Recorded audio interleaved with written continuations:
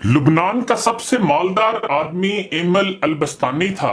उसने अपने लिए एक खूबसूरत इलाके में, जो कि बैरूत के साहिल पर था, कब्र बनवाई कि मरने के बाद मुझे इस कब्र में दफन किया जाए। उसके पास अपना जाती जहाज था और जब धमाका हुआ तो वो जहाज समेत समंदर में डूब गया।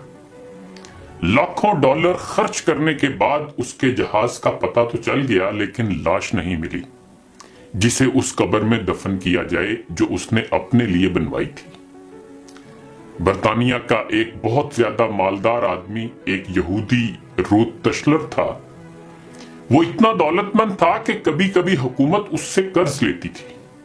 उसने अपने अजीमुशान महल में एक कमरा अपनी दौलत रखने के लिए मुख्तस किया था, जो कि हर वक्त सेमो जर से भरा रहता था। एक दफा वो उस कमरे में दाखिल हुआ और गलती से दरवाजा बंद हो गया। दरवाजा सिर्फ बाहर से खुल सकता था, अंदर से नहीं। उसने जोर जोर से चीखो पुकार शुरू की, लेकिन महल बड़ा होने की वजह से कोई उसकी आवाज न सुन सका। उसकी आदत थी कि वो कभी कभी बगैर किसी को बताए कई कई हफ्ते घर से गायब रहता था। जब वो किसी को नजर न आया तो घर वालों ने सोचा कि हस्बे आदत कहीं चला गया होगा। वो बराबर चीखता रहा, यहां तक कि उसे सख्त भूख और प्यास लगी। उसने अपनी उंगली को जख्मी किया और कमरे की दीवार पर लिखा, दुनिया का सबसे मालदार आदमी भूख और प्यास से मर रहा है। उसकी लाश कई हफ्ते बाद दरियाफ्त हुई। ये पैगाम है उन लोगों के लिए जो समझते हैं कि मालो दौलत ही हर मुश्किल का हल है और दुनिया की हर जरूरत इससे पूरी की जा सकती है। दुनिया से जाना एक बड़ा हादसा है, लेकिन हम नहीं जानते कि कब, कैसे और कहां जाना है। इंसान सफर पर जाता है और फिर वापस आता है, घर से बाहर जाता है और फिर लौट आता है, लेकिन जब दम निकल जाए तो फिर कोई लौट नहीं सकता। मुबारकबाद के काबिल हैं वो लोग जो किसी पर जुल्म नहीं करते, न किसी से नफरत करते हैं, न किसी का दिल तोड़ते हैं और न अपने आप को किसी से बढ़कर समझते हैं, इसलिए कि सबको जाना है। एक आदमी टैक्सी में बैठा तो देखा कि ड्राइवर कुरान सुन रहा है। उसने पूछा, क्या कोई आदमी मर गया है? उस टैक्सी ड्राइवर ने जवाब में कहा कि हाँ, हमारे दिल मर चुके हैं।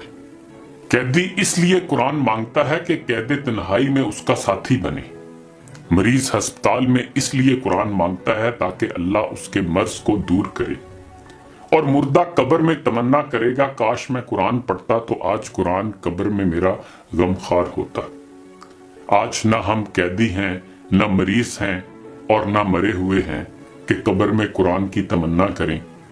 कुरान आज हमारे हाथों में है, आंखों के सामने है, तो क्या हमें इस बात का इंतजार है कि हम इन मुसीबतों में से किसी एक मुसीबत में गिरफ्तार हो जाएं और फिर कुरान को तलब करें? अभी वक्त है।